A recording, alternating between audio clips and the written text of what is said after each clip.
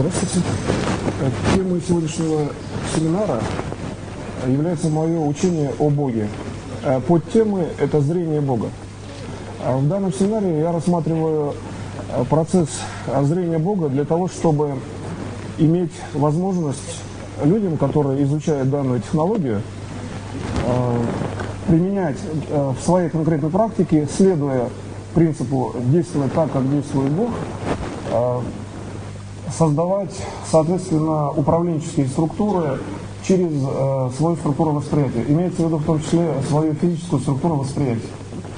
Поэтому в данной технологии желательно уделить конкретное именно прикладное внимание своим уже, в общем-то, отработанным механизмам восприятия. Имеется в виду восприятие духовное, восприятие душой, физическим зрением и, вообще говоря, любые другие формы восприятия. При этом рассматривать тот принцип, что внешняя структура мира, например, внешняя структура концентрированного мира, когда есть давление, например, на структуру восприятия человека. Предположим, концентрированный свет сильно давит на зрение. Как в этом случае видеть, что за этим светом?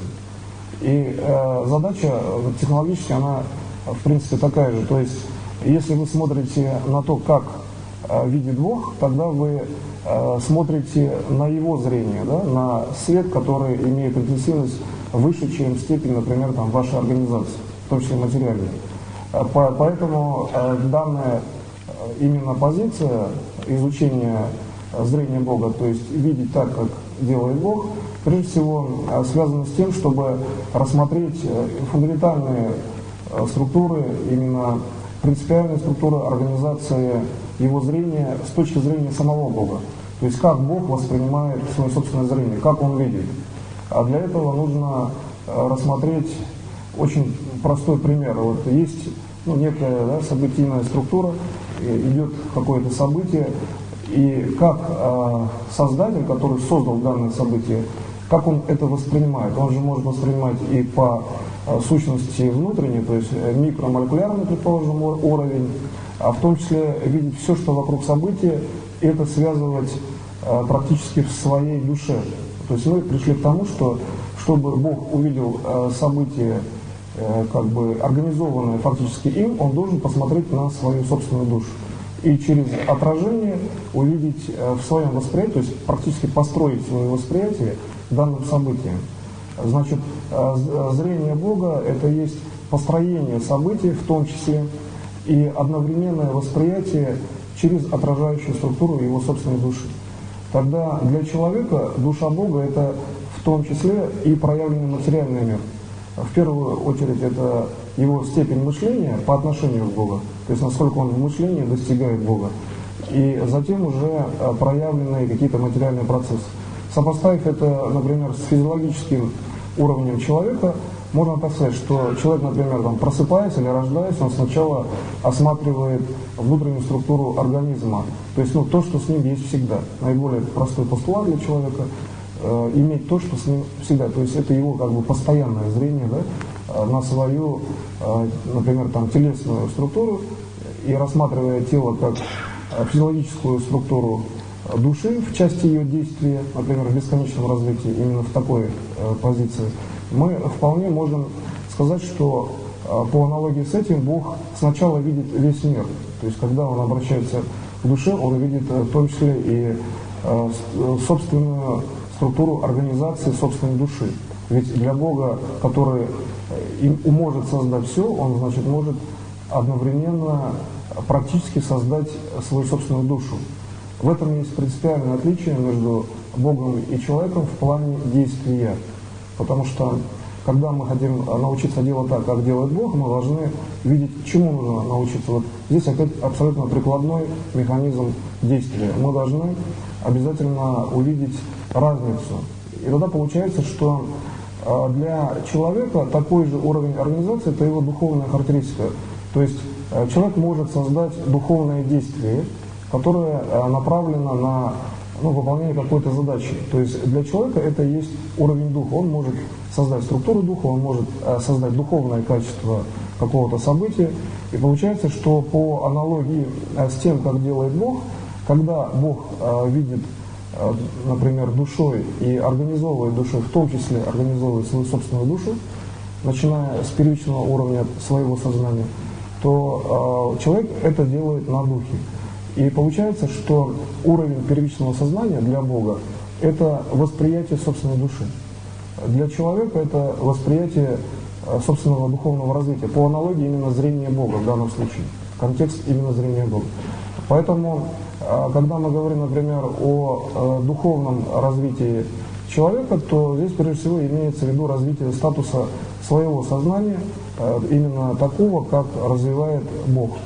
А когда мы переводим уже на физиологические функции, то получается, что визуальное, например, зрение, то, что максимально, там, наиболее первично именно в плане больше социальном, так скажем, в плане коммуникабельном, потому что говорит о том, что именно физическое зрение превалирует, предположим, в организации событийного уровня. Здесь, конечно, нельзя, потому что есть элементы управления душой, да, с духом, есть управление от Бога и так далее. И учитывая, что управление от Бога содержит и функции его собственного сознания, и сознания человека, то логически мы приходим к тому, что душа Бога и дух человека объединены в общем сознательном действии, то, что называется сознание. И отсюда получается, когда мы хотим рассмотреть сознательное действие по отношению, например, к собственному телу, то элементом сознательного действия на факт, например, существующего тела является его каноническое, то есть правильное с точки зрения вечного развития восприятие. Таким образом, мы пришли к тому, что аналогия по зрению Бога у человека – это есть первично правильное восприятие своего собственного тела. И когда я говорил о том, что единое тело, например, физическое тело единого Бога, это есть центр, в том числе центр мира, который дает, вообще говоря, бесконечное знание, причем и бесконечное количество получается логическим выводом, то здесь тело человека обладает тем же свойством. То есть восприятие первичного уровня, в общем-то, уже существующего дает бесконечное количество знаний. Следовательно, человек имеет бесконечный статус знания в своем собственном физическом теле. И достаточно исходить из физического тела, а можно иметь то же самое зрение в плане, вот, например, управления событием, что производится действием зрения души Бога. Но здесь именно действием, здесь вот уже функциональная характеристика. Потому что душа Бога – это в том числе и, как я сказал, организация самой души. В этом есть отличие. Когда мы, например, приходим к тому, что нам нужно, например, рассмотреть, как организовывать, например, дух, вот по подобию тому, как делает Бог по организации своей собственной души в процессе действия, то его характеристики направлены на развитие вечной структуры мира. Для сознания вечная структура мира – это то, что мы делаем с точки зрения, например, доброты, с точки зрения точности поведенческой структуры человека. Если рассмотреть, что Бог себя, например, да, всегда ведет правильно, то человек может, видя физическим зрением какой-то следующий элемент события, тоже действует правильно. То есть физическое зрение – это аналог точности во всеобщем уровне правильного поведения Бога единого. И когда мы начинаем использовать данный механизм в познании, то получается, что если мы на физическое зрение, например, значит, ставим функцию точности, ну, как бы в экстраполяции, то есть в расширении для духовного зрения, то получается физическое зрение в данном случае будет работать как тренинговая система, которая постоянно наращивает точность, например, духовной диагностики. Ну, предположим, простой пример, диагностика, предположим, там, транспорта, значит, отдаленных космических объектов. Это, в общем-то, логически не одно и то же, для духа одно и то же. Транспорт можно, предположим, посмотреть глазами сразу, космический объект, предположим, через 3 месяца, когда приземлится модуль. Но при этом, при совпадении результатов, предположим, вот я беру свою собственную практику, получается, что зрение духовное не имеет параметра вот этого интервала с точки зрения результативности. То есть в духовном зрении отсутствует параметр как бы растяжимости времени. Концентрация духа, она такова, что время духа, оно всеобщее. Ну, логически это так, дух присутствует во всех явлениях, да, одновременно, это бесконечная величина, поэтому и время имеет всеобщую характеристику, то есть оно практически там не меняется. Таким образом, мы пришли к структуре организации духа человека. То есть как, вообще говоря, организовать свой собственный дух с точки зрения его фундаментального строения, и причем так, как его видит, например, Бог в действии именно вечного развития. Для этого оказалось достаточно много, нужно сделать только лишь логически выделить компоненту бесконечного времени. Ну, скажем, взять наибольшую интенсивность свечения в структуре собственного духа, выделив, предложим, предварительно просто оптическую фазу своего духа, и определить ту концентрацию, где времени нет, то есть время как бы выдавливается.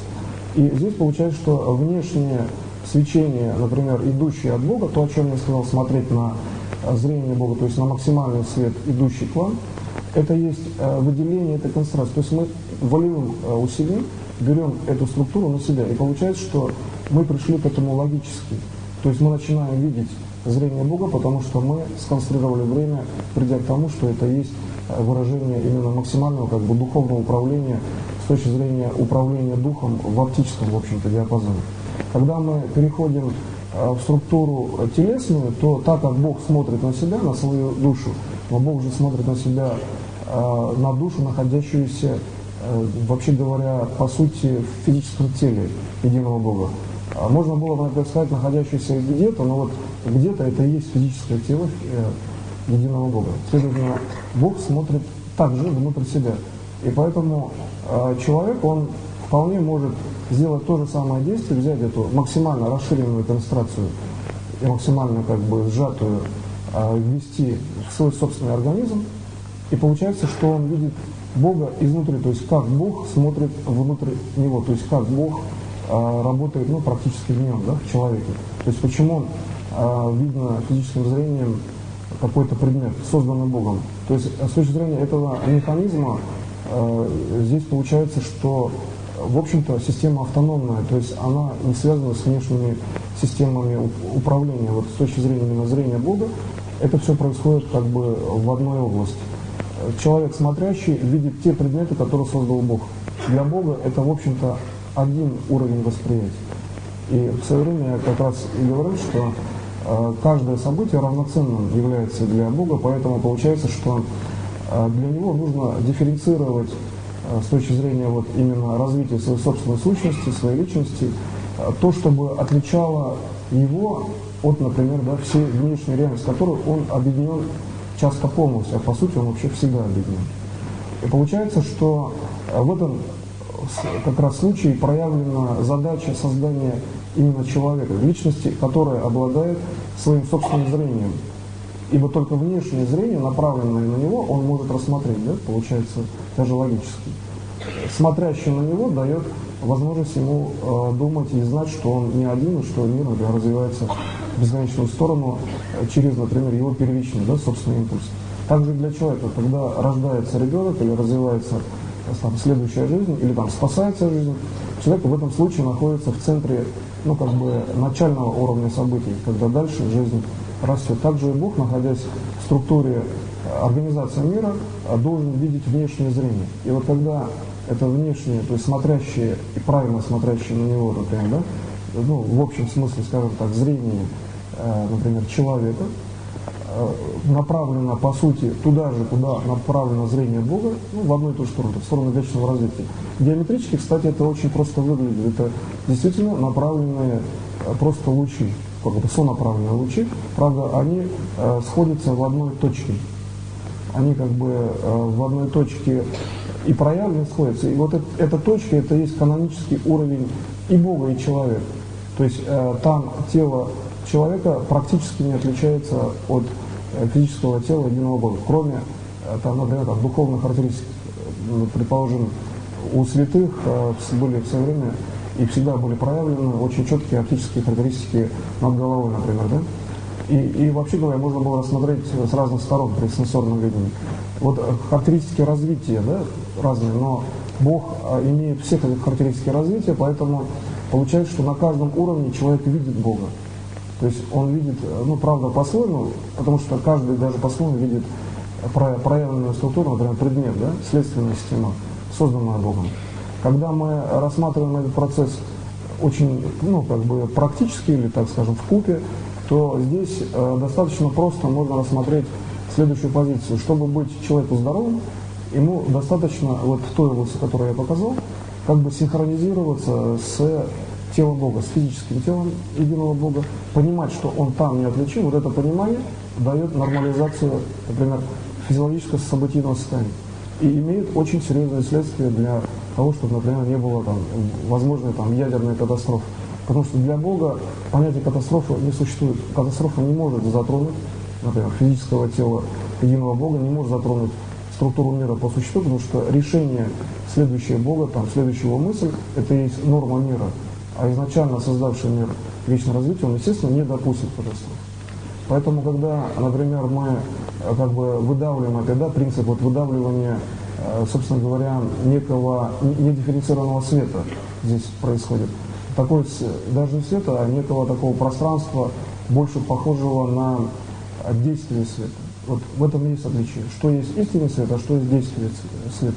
Бог излучает истинный свет, действие света часто не обладает оптическими характеристиками, а мы видим только то, что Бог дает знания, чтобы это действие было упорядоченным и, например, там, гармоничным, позитивным. Поэтому в данном случае, например, там, теория предотвращения катастроф выглядит очень просто, достаточно всего лишь навсего ввести световую фазу. То есть свет – это необходимость для того, чтобы не было, например, катастроф.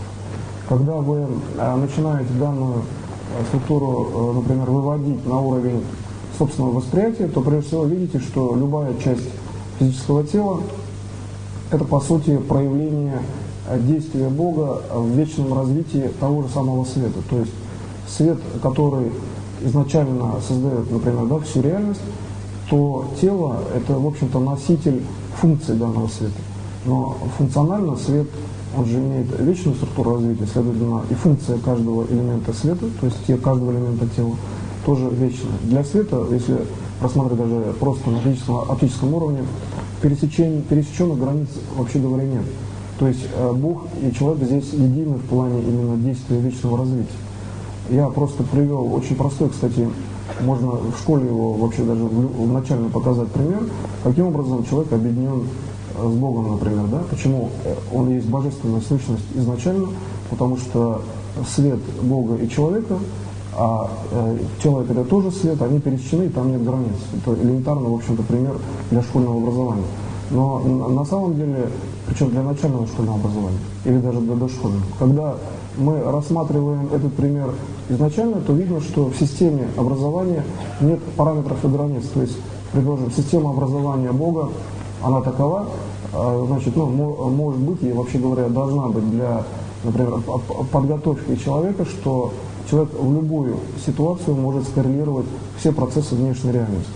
Потому что рожденный человек должен жить вечно, следовательно, у него же нет времени на образование, особенного времени. Поэтому получается, что изначально это образование дано, опять же, в виде светового образа самого же Бога. То есть восприятие Бога в виде света, в виде некого уровня внешнего света, концентрированного света, это есть образовательная технология, где видение Бога в виде физического тела, это есть системность в образовании, именно божественного образования. И когда мы видим это, мы видим, что в данной технологии на самом деле практически не разделены системы глубокого образования, начального образования. А в данном случае образование, по сути, одно, это есть приближение к структуре Бога, к его уровню реализации и к его пониманию. И в данном случае мы рассматриваем именно понимание зрения Бога, где зрение – это есть и действие, и создание некого объекта информации или событий. Когда мы рассматриваем таким образом с точки зрения, например, скажем так, бытовых событий, то получается, что мы вполне можем видеть, что любое действие человека – это есть светонесущее, так скажем, в этом контексте действие, где свет – это то, что Бог видит и его, и все, что вокруг него. То есть присутствие Бога всегда в любом действии и знание Бога о каждом действии – это необходимость для человека, потому что это есть несущая практически платформа для развития следующего события, но с точки зрения человека. И когда вы рассматриваете этот процесс так, то видно, что следующее событие, оно не отделено каким-то, например, там, особенным свечением, просто концентрация света, она как бы более активная где-то, как бы событие западает, например, по рычаговому принципу, да, где-то, например, идет свет от человека, он уходит в какую-то точку и выходит в плане именно взаимодействия с Богом. Здесь очень просто проследить, что любое событие строится во взаимодействии с Богом. То есть зрение Бога имеет как идущий, то есть несущий уровень, практически идущий, ну скажем, сквозь человека, да, в сторону следующего события, но в том числе и несущий это событие уровень. И вот это вот объединение рождает самого человека, который уже вечен в восприятии сознания самого человека. То есть в данном случае функция сознания сразу же воспринята так, что человек вечен, потому что так устроено его сознание при, например, данной структуре знания. А если человек находится, ну, например, в дошкольном возрасте, или он только родился, или во внутриутробном развитии, тогда как он эти знания имеет? Ведь с точки зрения Бога каждый человек имеет, вообще говоря, равные знания для того, чтобы, например, там не было макрокатастроф. Так вот, равенство знаний – это есть проявление его тела в действии, то есть куда стремится человек, в сторону дальнейшей жизни. Ребенок, понятно, он родился и стремится в сторону там, дальнейшей жизни. Взрослый человек отличается тем, что он в определенных случаях решает определенные задачи, связанные именно например, с тем, что он взаимодействует с Богом, ну, например, не явно, на уровне души, часто явно, для того, чтобы задачи были определены перед ним. И если он может молитву или там, технологии управления моей, например, в плане взаимодействия, да, со зрением Бога, выйти на контакт и получить точные знания, то в бытовом аспекте, получается, человек всегда выбирает все равно одну и ту же линию. Либо он делает правильно, то есть сонаправленный свет, его действия, как я сказал, есть свет Бога, есть свет человека, и когда они сонаправлены, это есть как бы поток, да, объединенный луч, в общем-то. Либо они не сонаправленные, тогда получается изменение статуса событий, человек может иметь, ну, предположим, там какие-то нехарактерные структуры, связанные, например, там, с целью или с поведением. Тогда здесь ясно, что любые, например, да, деструктивные, несозидательные системы в плане именно вечного развития, вообще в принципе как таковые, они, естественно, не попадают под нужную интенсивность света. То есть в этой среде человек не может воспринять истину, то есть изначальное зрение Бога, идущее от самого Бога. И ясно, что идущее от, например, Бога зрение дает истинную картину мира, то есть дает точную характеристику управления. Ну, например, если сейчас посмотреть на всю внешнюю реальность и, там, предположим, рассмотреть такую структуру, как, например, Марианская впадина, которая, например, работает, предположим, в плане сознания человека как система, к которой надо приближаться, да, то есть, предположим, чтобы сказать Марианская впадина, желательно иметь систему приближения к глубине данной впадины, ну, там, самая глубокая структура в океане. Получается, что надо сказать какое-то предварительное слово или звук. И когда вы предварительно говорите, вы видите точную структуру этой впадины, то есть где она находится и нет ли там, да, например, проблем. То есть система приближения к структуре созданного Богом, да, в предметной стороне бытия, получается, тоже нуждается в определенной технологии и познания, и действия, тем более приближение к структуре именно истинного зрения Бога. И здесь, прежде всего, я считаю, на первый ряд выходят позиции точного познания. То есть человек должен точно знать, где он видит именно зрение Бога, а где он видит, предположим, следственное сечение каких-то объектов информации. Это ведь, в общем-то, и выбор информации, то есть дифференцированность объекта информации, когда человек должен практически точно принимать решения, часто в экстремальных условиях.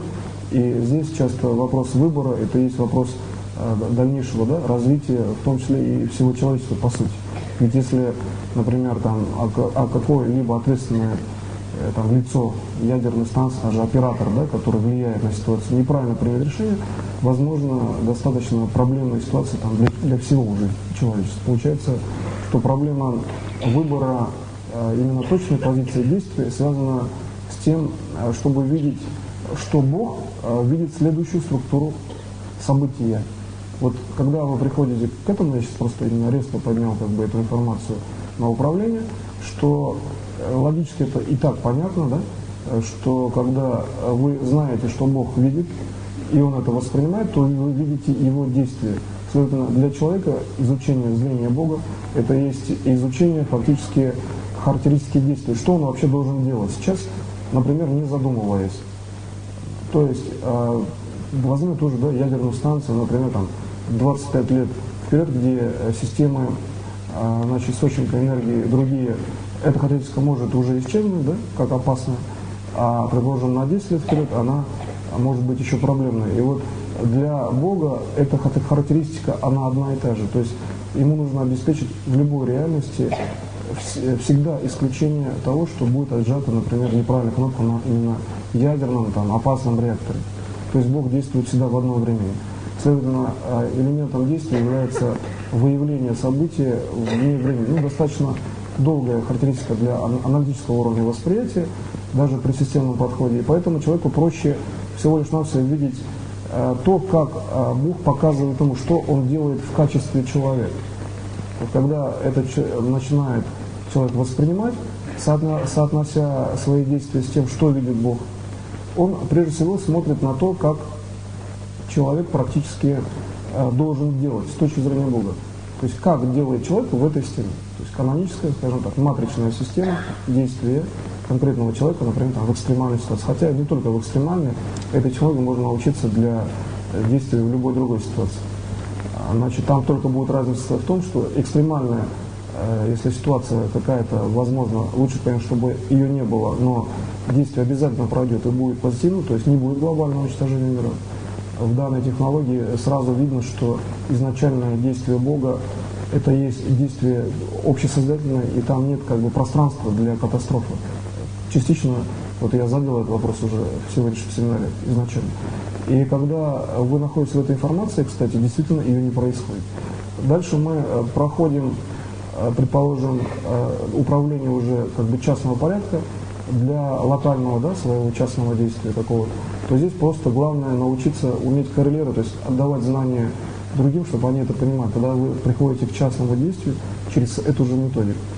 И получается, что вот в данной именно системе распространение моего учения – это прежде всего успеть быстро передать знания и уметь быстро передать с точки зрения того, что и действие, и зрение, и свет – это, вообще говоря, одно и то же. То есть передача в сверхскоростном действии, а прочее – это закладывается в будущее другого человека информация точного действия, и он ее как бы распаковывает, и получает механизм действия. То есть в системе, например, излечения это очень полезно, очень часто быстрая характеристика излечения другого человека.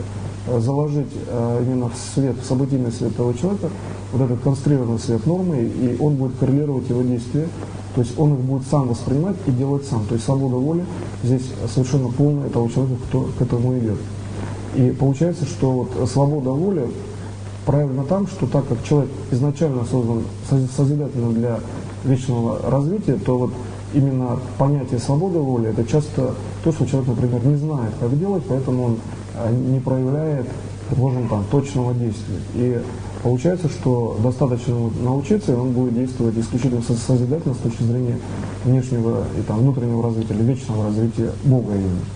И здесь мы приходим к тому, что развитие Бога с точки зрения человека – это учет практически всех факторов и управление этими факторами, например, в своих там каких-то бытовых целевых желаниях. И когда мы снова приходим вот к задаче там, да, спасти атомную электростанцию или же там, какой-то любой другой объект информации, не дать произойти в первую очередь там, возможно глобальной катастрофе, то вот это выделение безвременного, что ли, да, аспекта с точки зрения Бога, например, Бог, как я сказал, воспринимает все в одном времени, здесь выражается в том, что человек обязательно достигает цели управления. То есть человек обязательно достигает того, что этого там, взрыва ядерного реактора не происходит тогда. И получается, что обязательность достижения этого события, которое, вообще говоря, уже не временная характеристика для логики, это есть выделение той фракции света, что человек начинает практически этот свет как бы привлекать в центр своей души.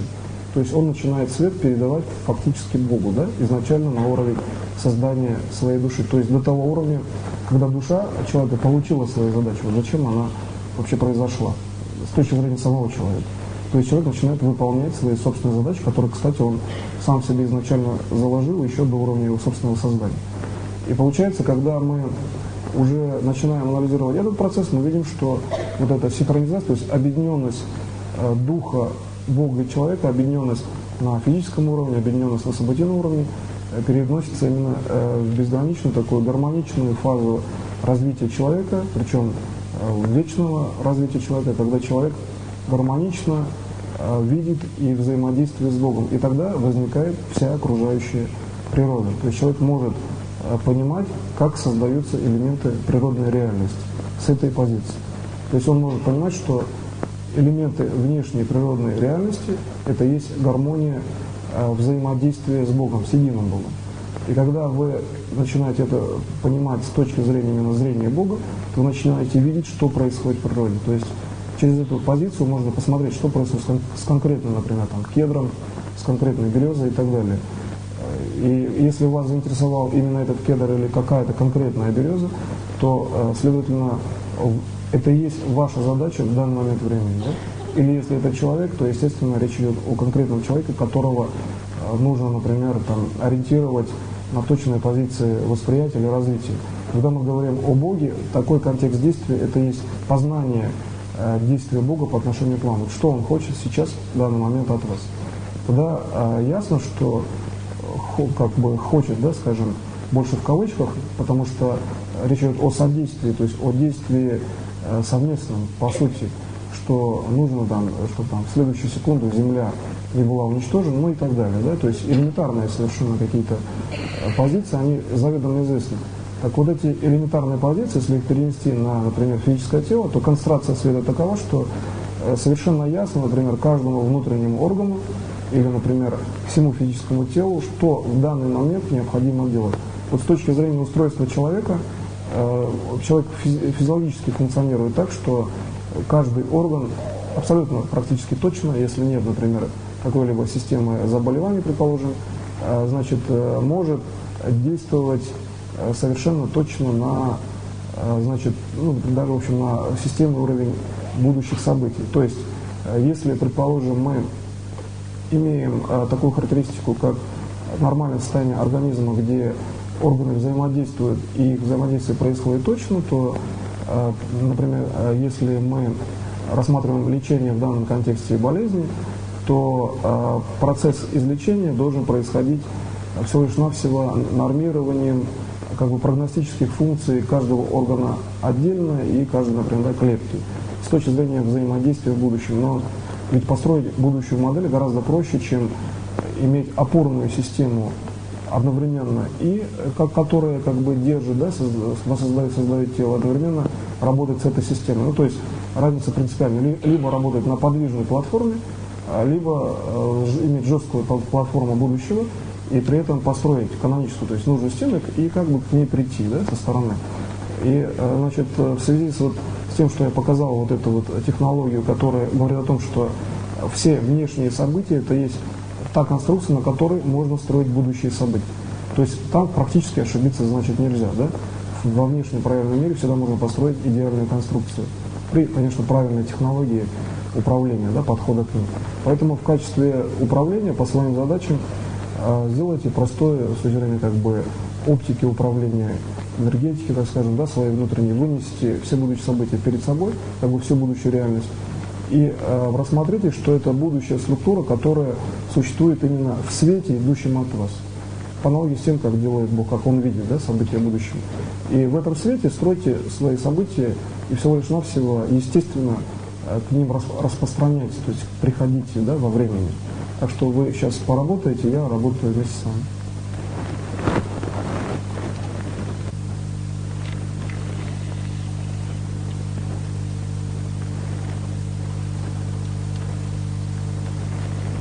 Кстати, в данной структуре работы старайтесь не отвлекаться вот именно на, предположим, внешнее там, параметрическое какое-то мышление.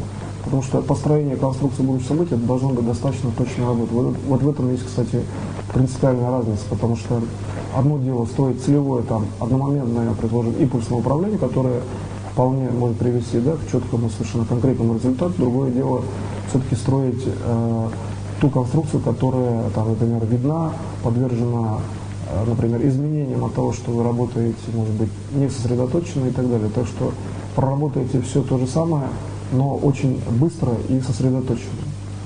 И по возможности старайтесь работать таким образом, чтобы не было, предположим, вот как бы возможности повлияет на вашу конструкцию управления. Вот зрение Бога, оно именно заключается в том, что вы видите, например, внешний свет, идущий как свет, предположим, в том числе часто и свет какого-то события. То есть любой предмет, да, может также излучать какой-то свет, предположим. И когда вы видите, например, какой-то уровень внешнего события, то в первую очередь я говорю о внутреннем свете предмета какого-то или действия какого-то. То есть не свет, например, да, физический, оптический, а именно свет, воспринимаемый, например, вашей душой. Тогда получается, что если вы, предположим, имеете данное действие, то вы видите, что когда Бог, например, своим одновременно зрением и построением событий делает события будущие точно, то он опирается как бы на что-то такое, что не смещаемо, хотя он одновременно организовывает, да, все внешние события мира. И вот эта опора для физического тела человека – это прежде всего его следующее событие, которое духовно как бы реализовано в нем самом, то есть в его, например, предварительном развитии, да, в его следующей цели. То есть аспектом именно устойчивости построения данной конструкции для человека является, в общем-то, по сути, духовное управление, то есть бесконечная величина. С точки зрения логики это, конечно, понятно, потому что логически мы получаем именно тот фактор, что духовный уровень как бесконечно, он обладает, как бы, получается, бесконечным свойств уровнем устойчивости, потому что существует, да, в любых явлениях. А с точки зрения Бога это есть физическое тело единого Бога. То есть конструкцией устойчивости для общемирового управления является именно физическое тело. Поэтому, когда мы рассматриваем зрение с точки зрения физического тела единого Бога, то есть как видит Бог, например, имея физическое тело человека, тогда мы видим, что здесь видно, в общем-то, следующее, что Бог, Он воспринимает, во-первых, звуковую форму, при этом, если мы рассматриваем зрение Бога, то звуковая форма, значит, должна быть, в общем-то, преуменьшена. То есть, когда Бог смотрит, Он одновременно и делает, но если Он, например, говорит, то это действие, в общем-то, выражено в слове, да, в звуке. То есть элемент, в общем-то, целевого точного действия заключается в том, что действие, проявленное, например, в одном элементе, либо зрительно, либо, например, звуком, оно всегда реализовывается. И если он захочет, например, реализовать действие какое-то словом, да, звуком или, например, своим собственным зрением, то он выберет или то, или другое. И получается, что для человека это выражено в том, что человек, по сути, может сделать это действие точно так же. То есть он может либо позвонить по телефону и действие какое-то совершится, да? Можно управленческий, там, мантровый принцип в звуковой форме, одним словом, звуком или словами. Или другой элемент выразить действие управлением душой. То есть для человека получается, что именно физическое зрение Бога – это и есть управление душой, по аналогии. Душа человека управляет практически точно так же, как физическое именно зрение единого Бога. Тогда становится понятно, что на душе, то есть душой, человек воспринимает, по крайней мере, физические органы зрения Бога, которые вот именно, получается, одновременно же и создают человека. То есть любая часть физического тела единого Бога создает человека. Это логический, вообще говоря, вывод в данном случае. И когда вы видите такую конструкцию, то получается, что взаимодействие, да, клеток Бога, значит, физического тела Бога, создает, естественно, всю внешнюю реальность, потому что количество взаимодействий получается бесконечным. И ясно, что в бесконечном сочетании событий можно реализовать любую реальность. Следовательно, данная реальность – это естественный, то есть свободный выбор Бога, по аналогии с тем, что делает свободный человек. И я специально здесь затронул вопрос свободы выбора Бога, как личности, например, что когда мы рассматриваем именно зрение Бога, то Он волен посмотреть туда, куда захочет, именно как, например, человек, находясь в физическом теле человека, представляя, да, или являясь физическим телом человека.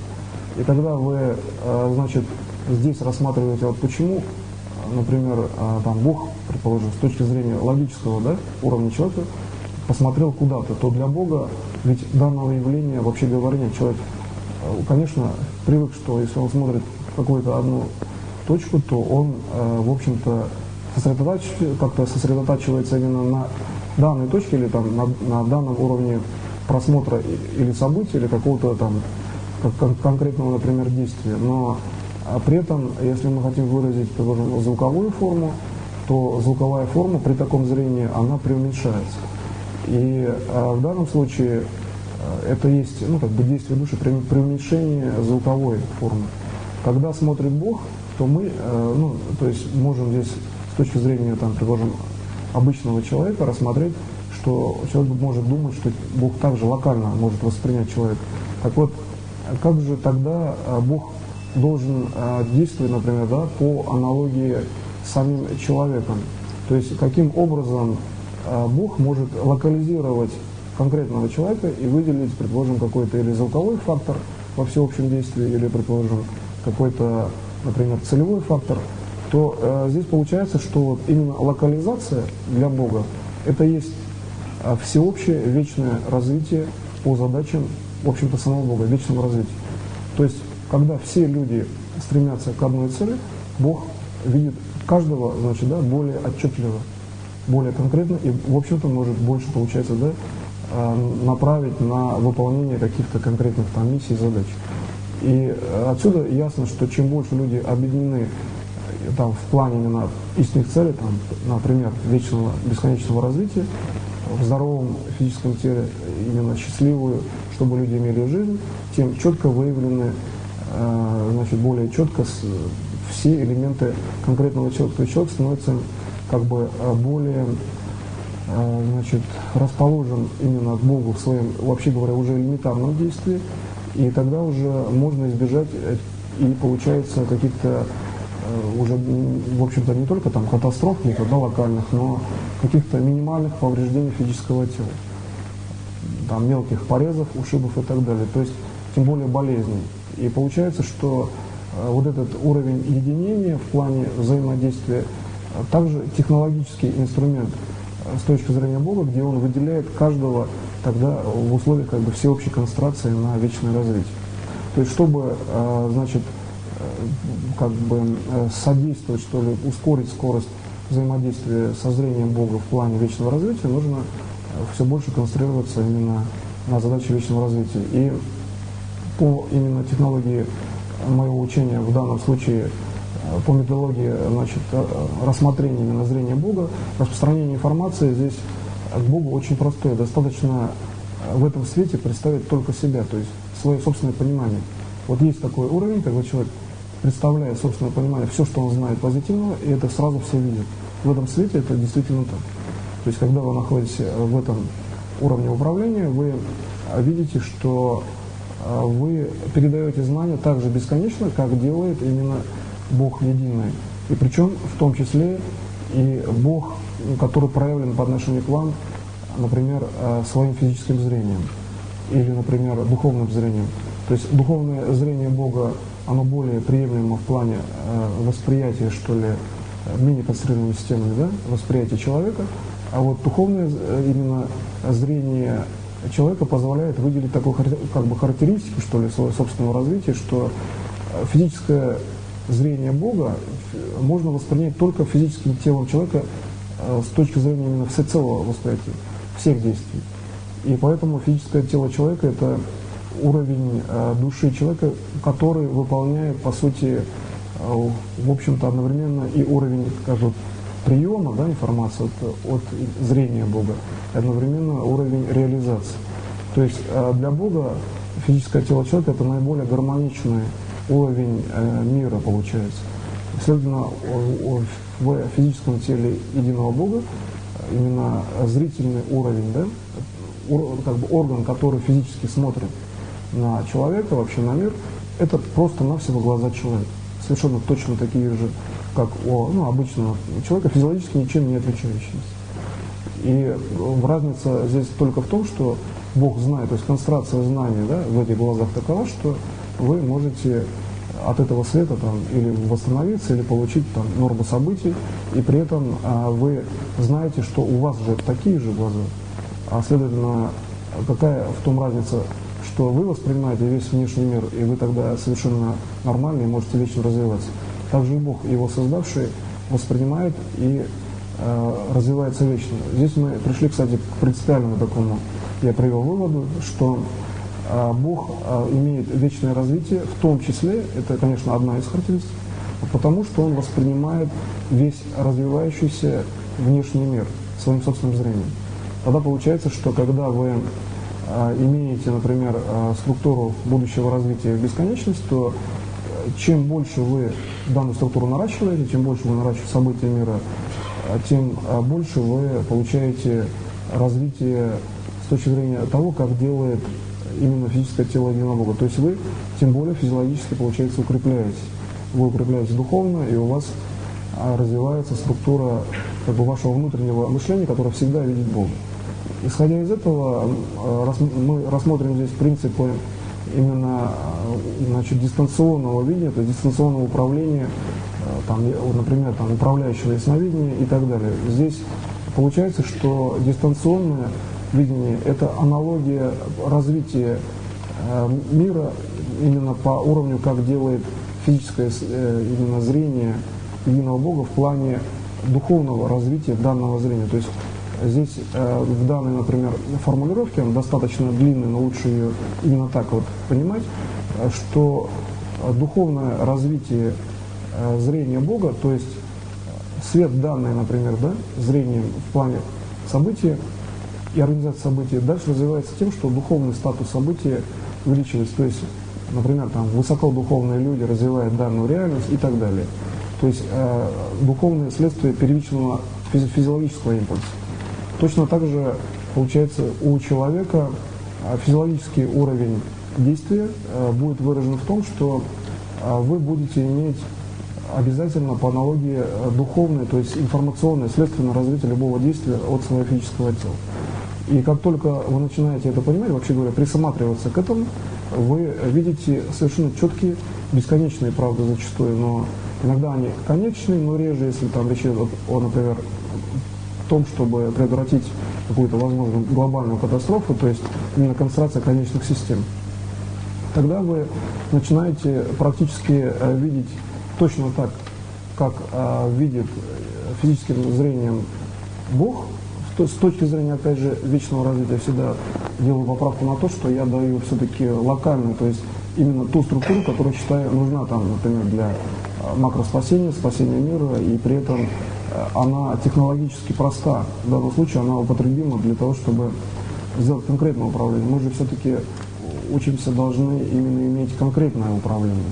Потому что вопрос состоит в том, что можно, конечно, перебирать, совершенно подходить в обобщенной форме к управлению, но тогда где же концентрация технологической системы? В данном случае из-за вот этой необходимости, концентрации технологий, выработки системности восприятия, я в данном случае рассматриваю именно какой-то конкретный подход. Но так, кстати, я делаю не всегда. Часто ведь нужно, чтобы получить конкретную технологию, иметь очень обобщенное представление о системе.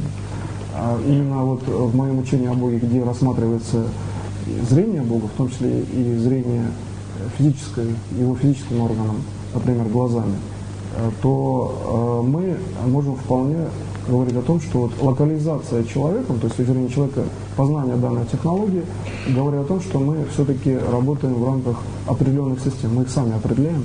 Например, говорим, что рассмотрим вот тут предложим конкретную концепцию, имеющую какие-то ограниченные условия, какие-то световые условия, дальше не уходим, работаем в рамках одного светового импульса, например, своего, или внешнего. Получается, что объединение светового импульса – это воля человека вообще. То, что я сказал, это воля человека, где человек может, по сути, сам выделить импульс и сам сделать управление. То есть он, вообще говоря, ни от кого не зависит, ведь с точки зрения формирования импульса, он и есть свет в том числе. И когда вы видите такую структуру управления, идущую от вас, то вы вполне приходите к тому, что у Бога, естественно, есть еще свет, сопоставимый с физическим зрением Его самого. Это свет Его души. То есть свет Его души с точки зрения событий для Бога, он, вообще говоря, неотличим в плане, опять же, создания, действия в событии. Бог действует какой-то часто одной величиной, и либо он светом физического зрения сделал событие, либо там духовным, да, душевным зрением. Так вот, распределение качества событий часто говорит о характеристике того, что он делает. Например, воспроизводство внешней системы, там, природных условий, да, того же дерева, скал, плодородной почвы, например, это больше зрительный контекст действия. Поэтому мы и видим это своими глазами. А воспроизводство духовного уровня – это есть действие души Бога. То есть зрение души Бога – это есть духовная характеристика человека в плане, опять же, вечного развития. И с точки зрения технологии именно зрения Бога. И когда мы рассматриваем это зрение как зрение сопоставимое с тем, что делает человек, например, своим ясновидением, да, прямым управлением, не только здесь понятие естественного ясновидения, а то, что человек реально управляет всеми системами реальности, при этом часто находясь, ну, предположим, там, в состоянии сна или там, неактивном с точки зрения самого человека управленческом состоянии. Ведь свет же он не может нести внешних нагрузок, если он, например, имеет другие функции. Да? Там человек спит, там светокоординатная система его видоизменена. Но если он там отдыхает или он там что-то активно действует, ведь как бы рычаговый принцип, максимальная концентрация света со всего внешнего мира, у него, в общем-то, всегда одна и та же. То есть, как бы в светоформе, в форме света своей собственной души, человек находится всегда в одном и том же, по сути, состоянии управляющем. И когда вы это состояние начинаете воспринимать, то видно, что все внешние действия – это то, что вы в основном разворачиваете перед собой самостоятельно. Когда по аналогии с тем, как Бог разворачивает или физическую реальность, да, или духовного человека, можно вполне строить следующие события с точки зрения их фундаментальной организации. То есть, предположим, зачем, ну, например, там, много удобрений там, подводить под какое-то там большое дерево, да, когда можно сделать духовное управление, и дерево будет еще более интенсивно расти. То есть замена структуры какого-то материального уровня сознания вполне возможно, и практически это может сделать каждый, там, посадив что-либо у себя на участке. Поэтому, когда вы начинаете делать управление с точки зрения именно единения с Богом в плане построения реальности, то первым элементом данного действия является, вообще говоря, жизнь человека. То есть выделение жизни человека, и причем создание такого выделения, что жизнь человека имеет бесконечный фактор, мы получаем как раз-таки уровень, когда тот концентрированный свет, о котором я говорил, для, например, да, выделения именно зрения Бога, для души человека это выделение именно концентрированного света вечной жизни человека, причем в том контексте, что конкретно вы сделали, чтобы конкретный человек жил, например, вечно, или вообще все сразу лучше. И когда вы, например, выделяете эту структуру, то видите, что для Бога, вообще говоря, разницы нет. Если один умеет жить вечно, значит все тоже могут, да? А передача знаний, она изначально была такая, что человек всегда может освоить знания другого человека. И когда вы, например, видите данную конструкцию, ну, как бы в суе, то есть по существу и полностью, и при этом на духовном уровне, который вы понимаете, в том числе словесно, самостоятельно, то возникает ваш собственный уникальный путь развития, где вы вполне видите, что распространимо любое знание, в том числе знание вечного развития, причем конкретно лично вами, но единственное, что нужно там конкретно сделать личные действия, направленные на познание, например, там, действия Бога, зрение Бога, его уровня там, физиологичности или, предположим, уровня духовного развития, самого Бога в плане развития событий. Вот когда мы говорим о духовном развитии Бога, речь идет о развитии духовном событии, которое воспринимаем мы. То есть люди могут видеть, как духовно воспринимается, например, внешними наблюдателями, да, ну, такими же людьми события, а также можно смотреть, как Бог их обучает. Вот элемент обучения другого человека – это есть выделенное зрение Бога. Знание от Бога, значит, это точно известно, что Бог на него, да, обратил внимание, то есть он сфокусировал свое зрение. Следовательно, самым точным каноном в выделении, в локализации конкретного человека передать ему знания. И такой человек, ну, как, значит, находящийся практически под оком Бога или находящийся в состоянии, когда Бог ему передает знания, в общем-то, можно сказать так, это можно про него сказать, что это человек, который воспринимает знания, одновременно являясь творением Бога. Ну, то есть мы можем вполне здесь рассмотреть конструкцию развития данного человека как то, что он развивает свое сознание в понимании данного уровня и данного состояния. Получается, что вы вполне можете данное состояние ощутить на себе, потому что когда вы видите себя или, там, например, содействуете с Богом, часто делаете какие-то элементарные события, то вот этот уровень, в общем-то, обоготворенности человека, который присутствует в данном контексте, да, восприятия в виде слова, он, вообще говоря, является внутренним глубоким состоянием, осознающим себя, даже в структуре, в общем-то, своего сознания. То есть фракция сознания работает часто как автономная величина, осознает обоготворенность вашей собственной личности. То есть вы видите, что, значит, человек, любой, в том числе и вы, характеризуется тем, что вот личность проявлена в действии, когда вы глубоко понимаете структуру мира. Но при этом глубокое понимание вы начинаете смотреть на внешнюю структуру мира, да, как бы. А внешняя структура мира – это, в общем-то, целый комплекс событий. Получается, что внешний свет, то есть внутреннее осознание личности и внешний свет – это есть то, что создает, по сути, ваше физическое тело в плане дальнейшего развития. То есть речь идет о том, как вообще создается цель действия человека. Чтобы понять вот этот внешний свет, надо как бы четко ощутить, ну, какую-то границу. То есть свет, в принципе, некое разграничение с тем, чтобы, значит, сделать какое-то следующее действие. Разграничить как-то именно свои цели, задачи или там самого себя с этим светом. Получается, что когда мы как бы эту задачу ставим, то одновременно мы ее решаем. То есть система разграничения – это есть решение. А значит, физическое тело нужно вообще для того, Богу, например, с точки зрения того, что ему, например, нужно именно физическое тело, человек, чтобы, вообще говоря, какие-то события развивались и двигались. И человеку, получается, то же самое нужно физическое тело, чтобы был элемент разграничения по структуре, например, того, что данный человек находится в данном месте, имеет конкретное тело, и все внешние свечения – это есть в том числе внешнее свечение. Хотя оно может быть внутри самого человека в плане осознания своей собственной личности. Тогда получается уже, в общем-то, просто на логике, а то, что я говорил, я, вообще говоря, сейчас, значит, например, минут 5 только в пределах логической системы управления рассказывал, то получается, что внешний уровень света – это есть свет, который человек создает, фактически создавая свой собственный организм. И когда мы приходим к структуре создания собственного организма, естественно, тогда мы должны видеть, а как вообще мы куда-то смотрим, например, чтобы что-то создать. Создать следующую клетку, мы должны же чем-то посмотреть вообще вот в это место, где клетка создалась.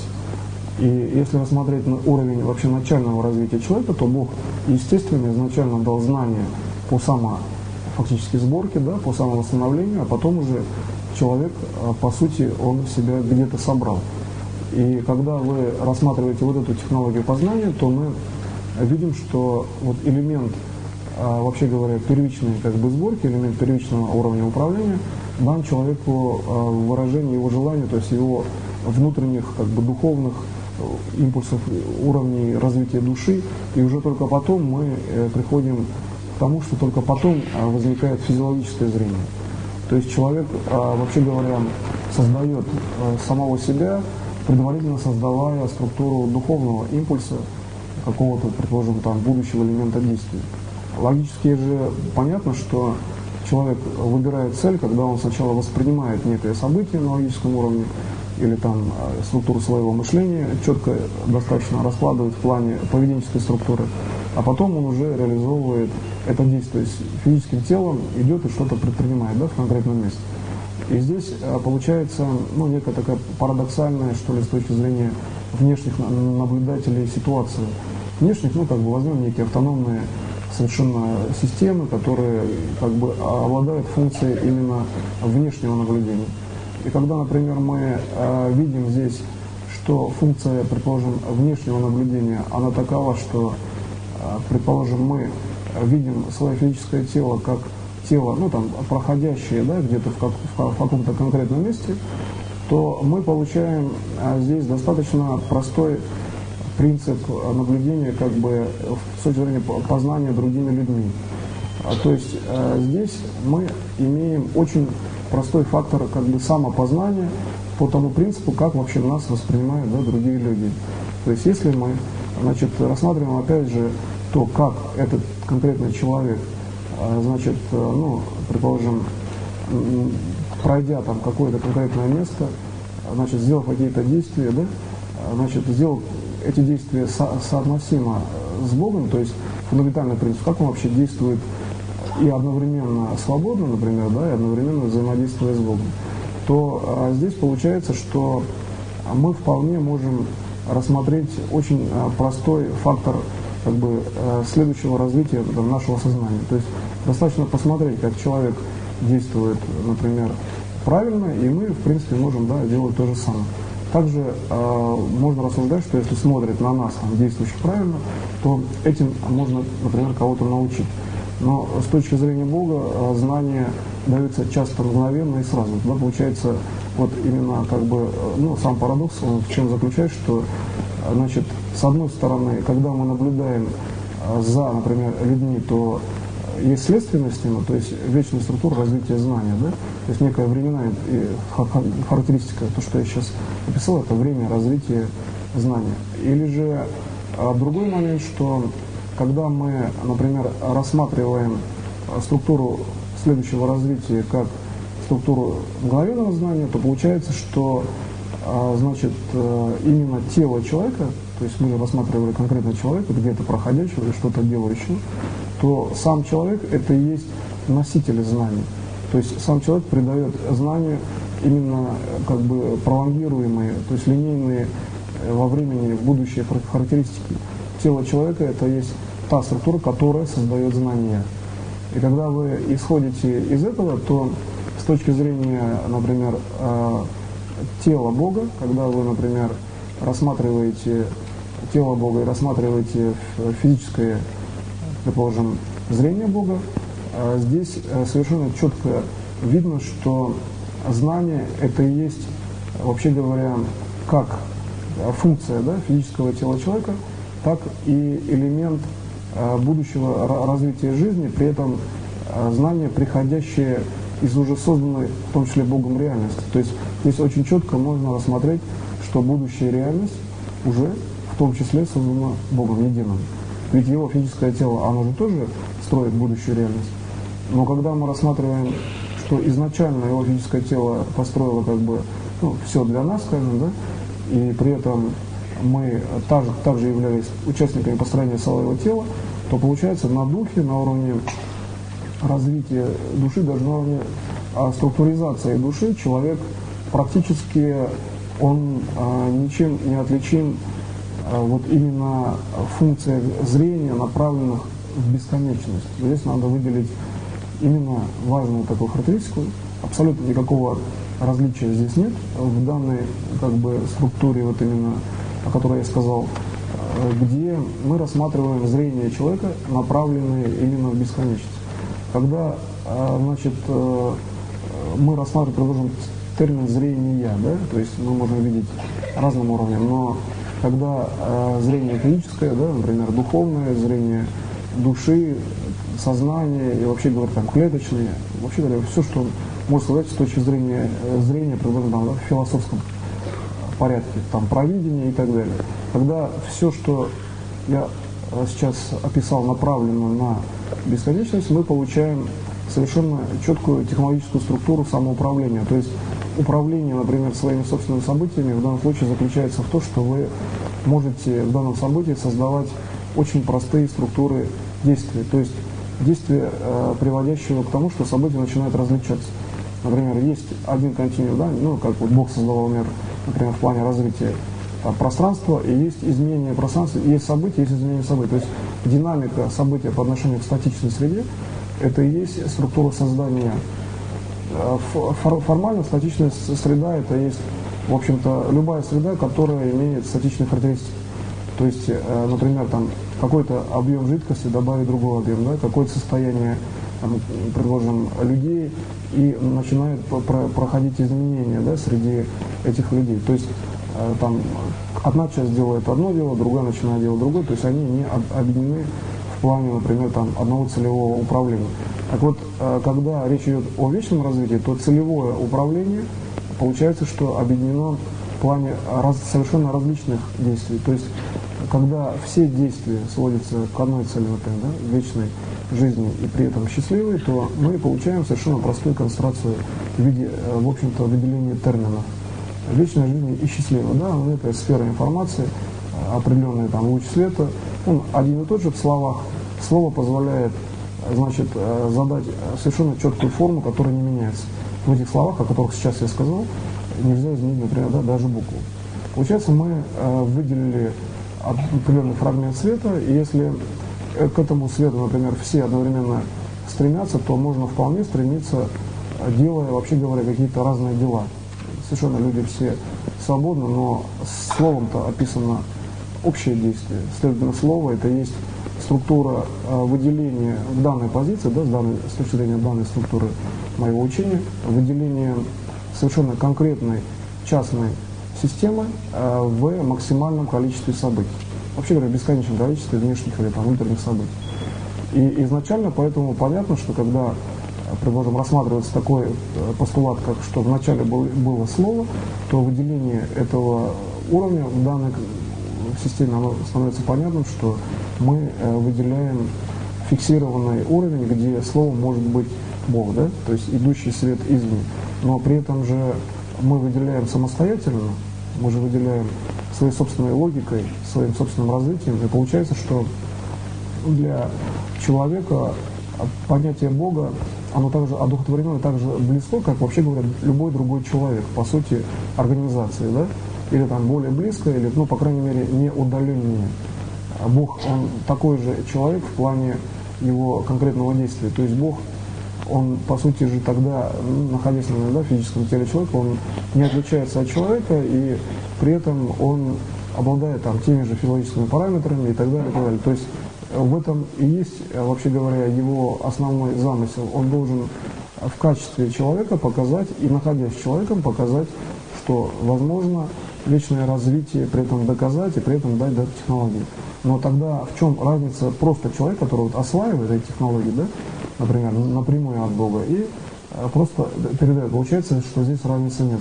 Функция управления, идущая от одного человека или там от всех людей, или там от, например, физического тела единого Бога с точки зрения вечного развития, она получается одна, универсальная функция управления, направленная именно на вечное развитие. Поэтому, когда вы это осознаете, вот сейчас постарайтесь сконцентрироваться и сделать управление, идущее от вас, так что у вас уже есть ресурсы, вы вполне можете сделать, например, там, то действие, что там не произойдет там, в текущий час, например, да, макрокатастроф. Сделав данное действие, например, взяли и сделали, да, осознание, просто осознали, даже, по-моему, ничего не предприняли там технологического. На самом деле вы сделали это действие, построив данную реальность именно так, как она проявлена, например, вот в моих словах. То есть эта реальность построена вами вот в данном действии.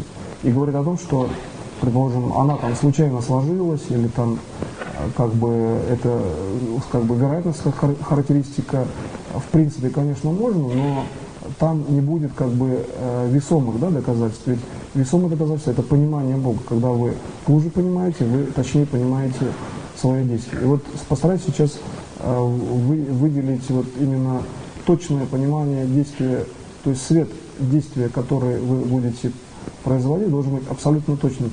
Будущее управление, будущее событие вам должно быть абсолютно понятным. Когда вы понимаете события, вы фиксируете именно в среде гармоничного развития, именно как бы вот в той будущей среде, где абсолютно все является нормой. Поэтому в качестве такого, в общем-то, простейшего тренинга в данном уровне зрения Бога выделите в этом свете зрения Бога свои события, но очень точно. То есть духовно воспримите его очень точно, это и будет ваше управление. И я поработаю сейчас сразу же с вашими задачами, например, да, своими, ну, там, чтобы не было макрокатастроф. Вы также делаете эту работу, то есть старайтесь делать как бы общую работу, при этом постоянно выделяя точность своего управления. Несколько усложненная задача. я поработаю вместе с вами сейчас.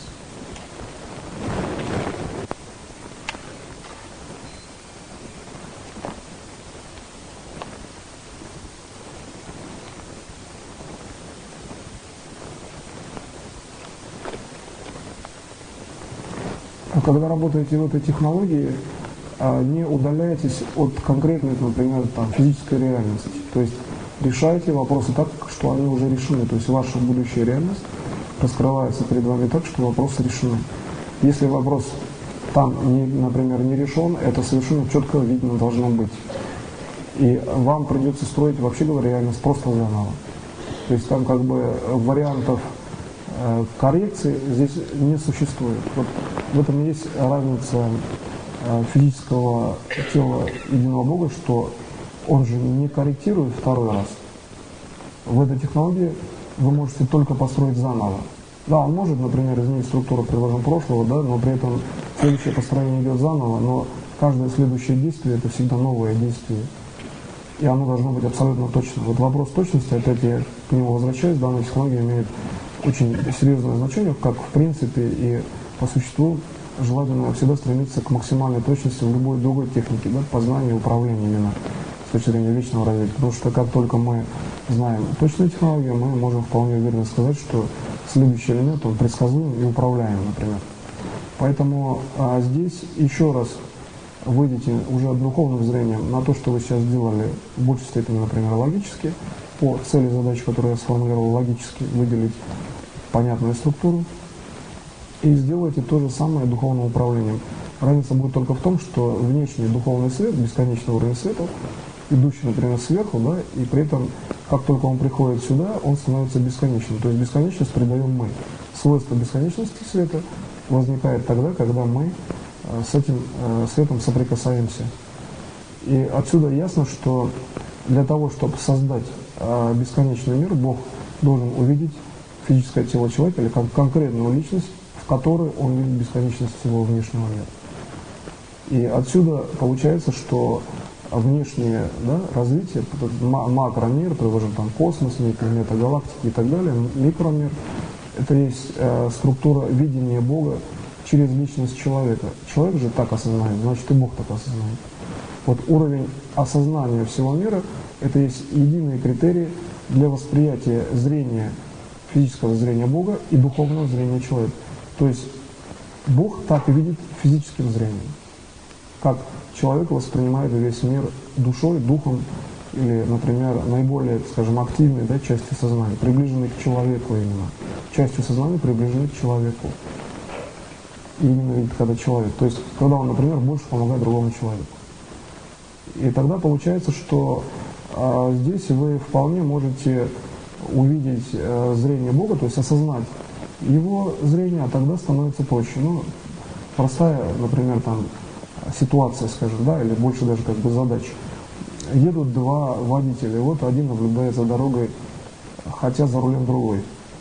Но при этом он может сопереживать и примерно чувствовать, что нужно делать, да? Достаточно настроиться на зрение Бога, и, вообще говоря, можно контролировать ситуацию в этом случае. По крайней мере, если он сядет за руль, он, тем более, если у него есть права, он может, в принципе, сделать то же самое. И здесь как бы получается, что вот именно созрение в данном случае, это есть уровень поведения человека в конкретном месте, например, да, в конкретное там, время, в конкретном обществе, но это есть уровень поведения человека в бесконечном развитии. То есть, если задаться задачей, вот, например, проходит там какие-то миллиарды лет, и стоит задача перед человеком жить бесконечно, ну, это его личный выбор, да, его личное, например, там, счастье и так далее. Как тогда он должен себя вести в том времени? А тогда мы должны, в общем-то, просмотреть это, воспринять себя, то есть как можно только увидеть себя, вот, реально, просто, да, в том времени. Потому что эволюционная система, имеется в виду, человек всегда исключительно человеком, так как это есть, да, физическое тело, сопоставимое с физическим телом единого Бога, он не меняется, например, там, физически, что меняется вокруг. То есть такая точка зрения, это и есть структура организации внешних событий, просто на всего таких, которые должны быть, чтобы человек, например, жил вечно. То есть технология, в общем-то, опять элементарная, да? А можно преподавать там в дошкольном уровне. Но когда, предположим, мы рассматриваем позицию управления как позицию, предположим, действия, то есть, предположим, мы можем сказать, что если действие направлено от вас, и ваше действие, например, вызвало какое-то конкретное, например, обратное действие, то есть вы можете, например, поймать какую-то там рыбу в пруде, при этом на одну рыбу становится меньше, то, значит, обратное действие, данного пруда по отношению к вам, что есть некое уменьшение, да? А ведь Бог, Он всегда цельный, и Он не меняется, так же, как меняется физическое тело человека. То есть понятие уменьшения, то есть что-то забрать, да, из системы управления, это все-таки не тот уровень реальности, по сути. Потому что если мы рассматриваем уровень реального вечного развития, то человек должен так управлять реальностью, что он сам практически создает следующий элемент реальности. Когда вы подходите к такому уровню управления, то здесь получается, что вы вполне можете рассмотреть позицию очень, в общем-то, простую, что следующая система, она очень, в общем-то, управляема, так скажем, да, то есть вы вполне можете рассмотреть, предположим, систему будущего управления, когда, исходя из следующего плана развития, вы можете видеть свое будущее, находясь здесь. Вот я сейчас показал совершенно точные характеристики, как можно видеть будущее в плане управляемого будущего, то есть как можно помочь или там конкретно точно проуправлять будущим, чтобы сложившиеся события были такие, как нужно именно физическому телу единого Бога, как нужно в принципе Богу вообще. То есть они, имеется в виду вообще, в точке зрения вообще всеобщего восприятия, как самому Богу, так и всем людям. А если нужно всем людям, его созданию, значит получается, что это вот имеется в виду термин вообще, то есть вообще всем, да?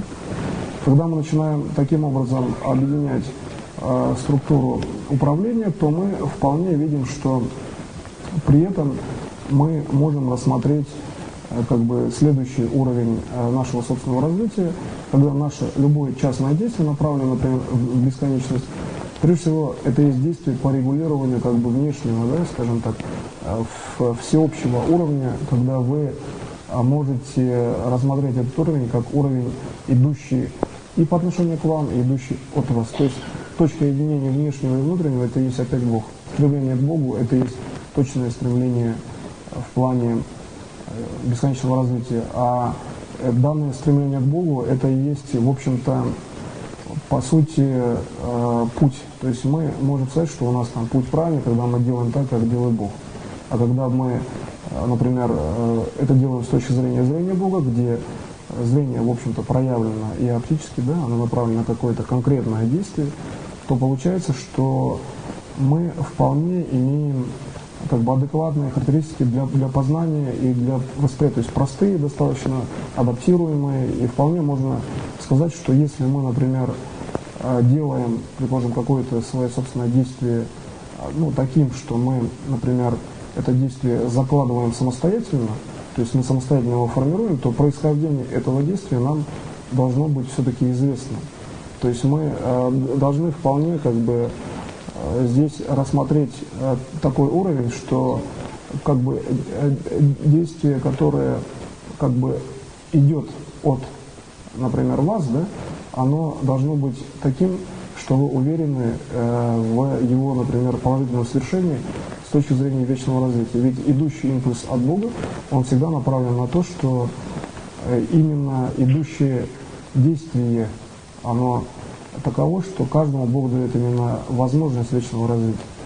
И возникает вопрос только лишь в том, вообще говоря, чем он дает, то есть где сосредоточены эти знания. Как вот человек вообще понимает, что ему дано, например, от Бога именно вечное развитие, и при этом ведь человек находится в совершенно реальных условиях, когда он должен это осознавать и что-то делать в плане самоорганизации. Получается, что действие для другого или действие с выделением следующего уровня управления, это есть то, что по сути мы должны знать, что мы, например, производим, или то, что мы производим, это есть уровень, когда мы должны знать фундаментальный смысл производимого. То есть мы должны выделять опять свет Бога, как Бог организовал это со своей точки, как вообще Он это организовал, да? Тогда наше действие будет правильным. Так вот, в качестве управления возьмите очень, например, там, простую, например, характеристику, связанную с тем, что когда вы делаете управление идущим от вас, то это управление всегда точно, если вы видите действие Бога, направленное на бесконечность. То есть вы свободно действуете как хотите, но выделив свет бесконечности в своем событии, будущем, которым вы управляете, или тем уровнем, что вы создаете, например, для кого, да, то вы тогда можете сделать управление очень вездесущим. Ну, создать кого, например, создать клетку в организме, да, и так далее. То есть, или в более общем смысле в том числе. Но это часто более общий смысл относится только для физического тела единого Бога. Вам нужно понять, что вы это можете сделать. Вот поэтому целью, например, сегодняшней технологии именно работать через познание зрения Бога, это делать самостоятельно, используя механизмы своего собственного зрения, просто по аналогии с тем, как это устроено у, например, физического тела единого Бога.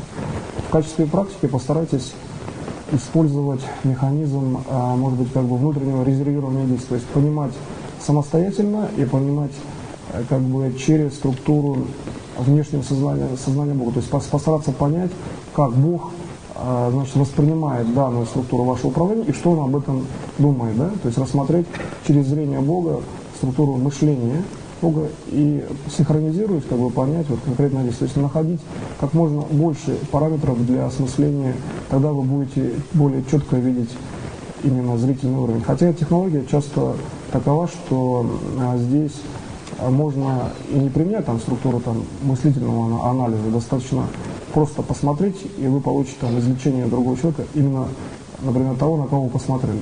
Но взгляд должен быть таким, что он излечился, а значит излечились и все. Да? Передача знаний уже идет от вас, настрой вашей души.